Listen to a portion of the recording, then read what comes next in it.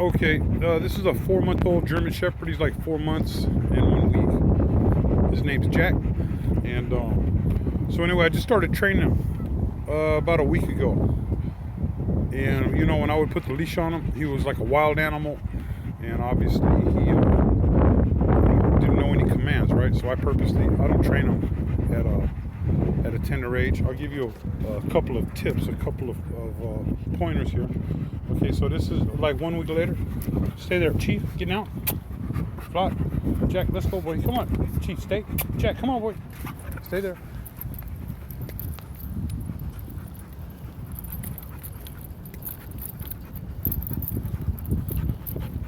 Slack leash on a heel. Sit. Sit.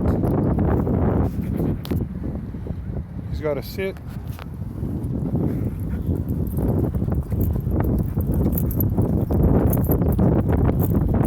Let's go. Good boy. Who's a good boy? Good job. Chief, let's go. Come on, boy. Boy. Okay, let's go inside. Let's see if we can get him to jump in. Let's go inside. Inside.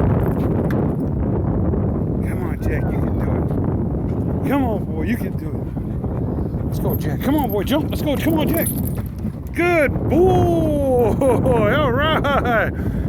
Good boy. Anyway, a couple of tips over here that I want to give you guys if you are training a German Shepherd pup. Okay, so here's just a couple of tips. People ask me to say, Mike, how do you train these puppies like this, man? Okay, well, I'm obviously not going to tell you everything I know.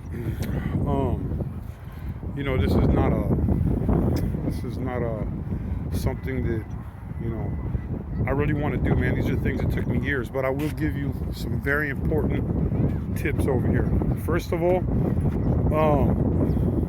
you don't never want to set the pup up for failure. So when you bring him home at 6 weeks or 2 months, don't put him in a situation where he can chew something or damage something or get in trouble, and then you're going to have to scold him or discipline him. His little spirit is like a candle, a very delicate candle right now. Any kind of discipline, any kind of telling him no, any kind of reprimands could just put that fire out immediately. That's not what you want. You want to raise a confident dog, so don't set him up for failure. When you bring your pup home, make sure that you put him in a situation where he's not caged, he's not kenneled, he's not restricted, and he's not able to cause any kind of damage or destruction that he's going to get in trouble for. So I know that's a really tough order, you know what I mean? So people are going to say, well, I got nice furniture, and but my landlord won't let him tear up the yard or whatever. Well, look, I'm not telling you how to do it, in your particular situation. I'm telling you how to do it if you want a confident dog.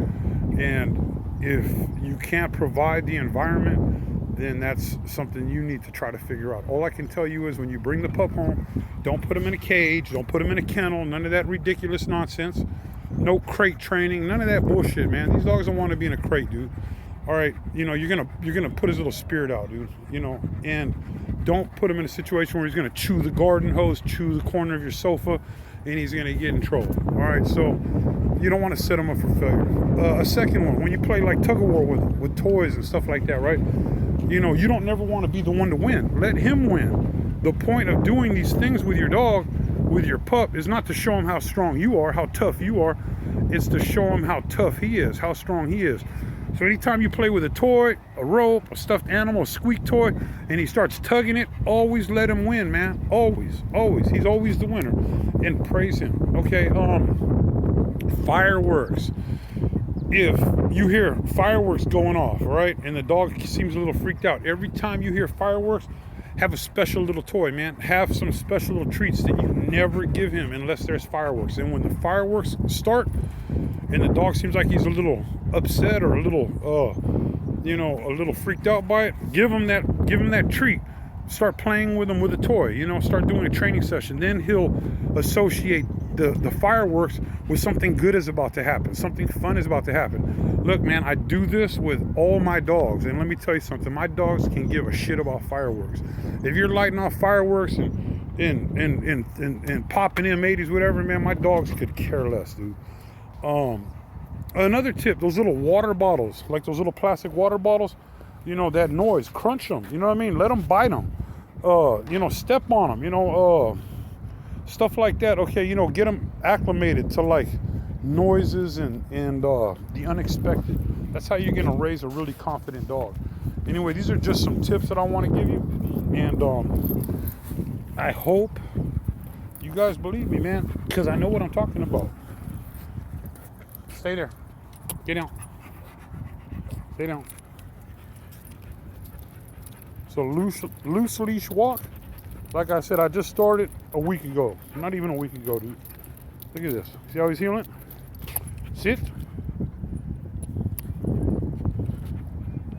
Who's a good boy? Good boy. Good job. All right, man. Well, good luck. And I hope everything works out with you, man. With your pup.